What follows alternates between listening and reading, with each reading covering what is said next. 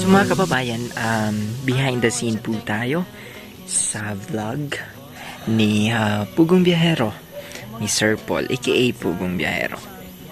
Yun. Every time I climb up your walls, grab my hand and you let me fall. I'm So, model po si Aiza dun sa bagong bahay nila, and yung driver po namin, model din po yan sa bahay niya po yan. Ano po masasabi ninyo sa nagbigay ng bahay sa inyo? Maraming salamat po kahit ganito yung binigay niyo. Salamat po. Yung sasakyan ko. Ano nangyari po dyan? Na-disgrasya po? So, tatlong araw na to dito kasi wala akong pabili ng ganito, gulong. Gulong? Ayan. May tutulong po. Tulong sana, ayan, para makauwi ako sa bahay namin ito. Kailangan mo gamitin ang sasakyan. Ito yung mga kasamahan ko. Ayun tayo maayos yan. Sinisiguradong maganda. Maganda. Si Aiza. Yun o. Artistang artista o.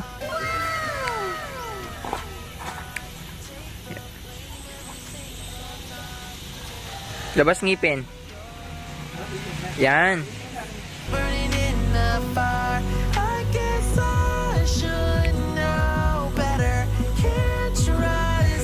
Na ang lola mo. Aiza, lola mo yan. Yan. Ano gusto mong sabihin kay lola mo? Tapos ngayon, lola niya ako, tapos ano? Napatawad mo na ba kami, mama? Hindi. Sa Sabi, ginawa mong pagtataksay sa akin, never kitang mapapatawad, anak. mama. Pinag-aral kita ng maayos, anak. Lahat ng perang inipon ko, ginugol ko. At ginastos ko para sa'yo, para lang makapagtapos ka ng pag-aral. Pero ano? Yung 20 pesos isang buwan? Anak, may anak ka na. Hindi mo ba naisip yung bakit ko ano sa abroad? Hindi mo ba naisip yung anak? Ha? Mapatawad ko. Nagpakaano ako sa Saudi, tapos ano? Ano yung ginawa mo doon? Nagpakapagod ako sa Saudi. Ano yung ginawa mo doon? Ano nangyari doon sa anak ko? Tinudanay na iya, mama. Ano nangyari doon? Ma, patawad po. Hindi kita mapapatawad sa ginawa mo. Sadyang, Mas tanggap ko yung anak mo, pero ikaw hindi na kitang matatanggap. Simula ngayon, sa pamilyang ito, itinatakwil na kita. Hindi mo na yan, mama, kasi wala na akong kapatid na pangit. Maawa Hindi ka. anak, hindi ganun kadali yun anak. Hindi ganun kadali yun anak. oo nga po, mama. Bago natin tapusin itong usapan natin, mama, gutom na din ako. Bago mo ako itakwil, mama, pakainin mo muna ako. Bago mo ako itakwil, pakainin mo muna ako, mama. Pakainin? Oo. Bakit? Sige na, mama. Bakit nung nagkaanak ka ba? Tinawag mo ba ako? Oo, pero hindi ka makontak. Siya ba ang ina? Oo. Nang yung anak? Ah, Sumagot ka anak. ina po Siya ba? ina po ng aking asawa, ma. Kinakausap kita anak. Ina po ng aking asawa. Kinakausap kita anak. Sino? Opo. Siya po ang ina ng aking asawa. Siya ba? Opo. Ikaw ba yun?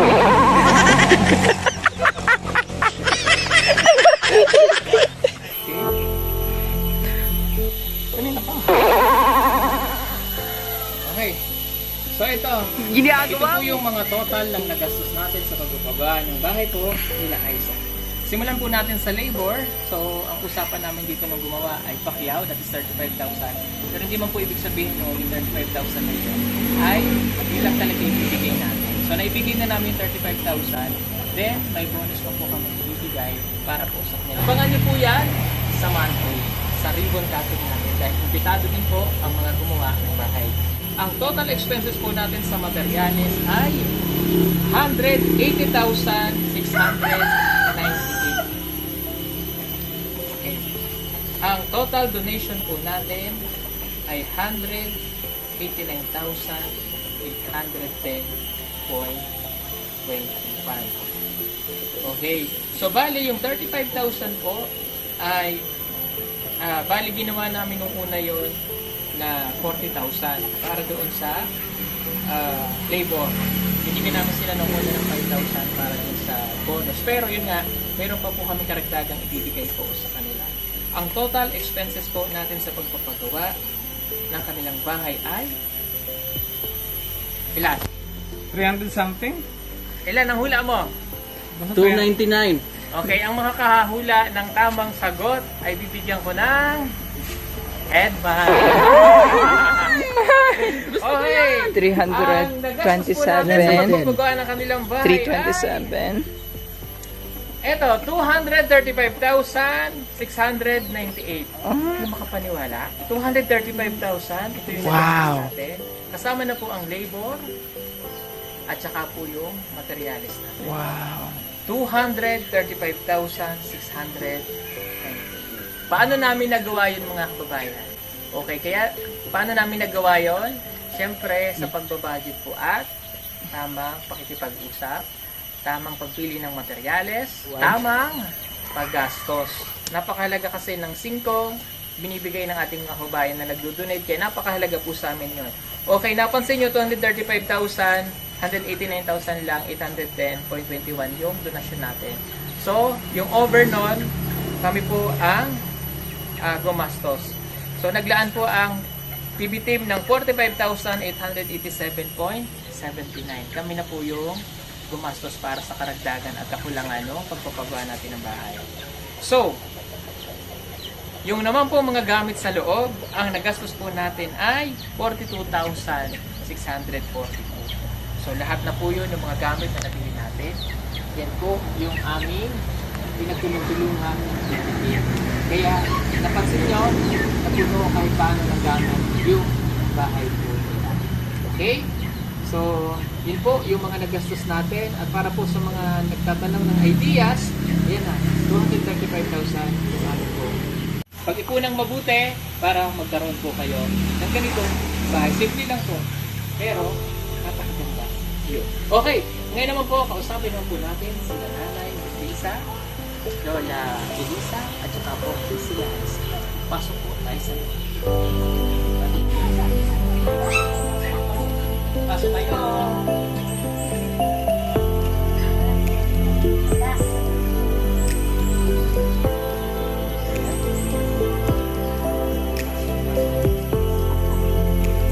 Okay ka? Okay.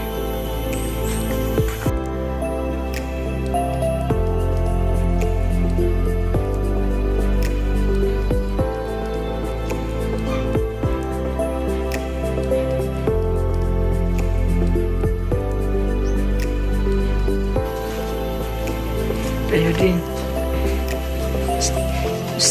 Hindi kayo invited. Okay. Si Aisa, ano masasabi? Ganda? Okay. Si Ate Melissa, ano masasabi? Joy.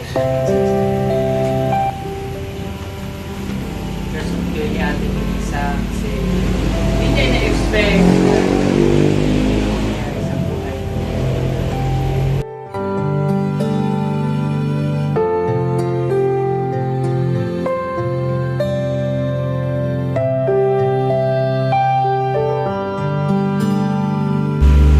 Hey, palakpakan natin. There's some joy. Kasi kahit ako hindi ko naman talaga in-expect na ganito yung magpapagawa ko ng naming bahay para po sa kanila. So, ang unang plano nga lang sana namin, ibain yung ulit tayo ng mas maayos na po. Pero, sa tulong ng mga kababayan po natin, sponsor, pagupit na si Nanay na. Pangit to. Ha? Ganda! Ano ka ba? Mas maganda ka pa kaya dun sa ano namin ay kay sister. Okay na po? Sige. At dito na lang po namin tatapusin itong vlog na to. At sa Monday, abangan nyo na lang po ang second natin. At syempre, magpapasalamat lang din ako sa lahat ng miyembro ng PB team. Nandito sila sa ano na to eh? Last taping na to. Minsan talaga mga bay, hindi natin inaakala na may magandang plano ang Panginoon sa ating buhay. Katulad na lang sa buhay ni Lola Elisa and ni Aiza mga bay. Hindi sukat akalain ng dalawa na ngayon ay mayroon na silang bagong bahay.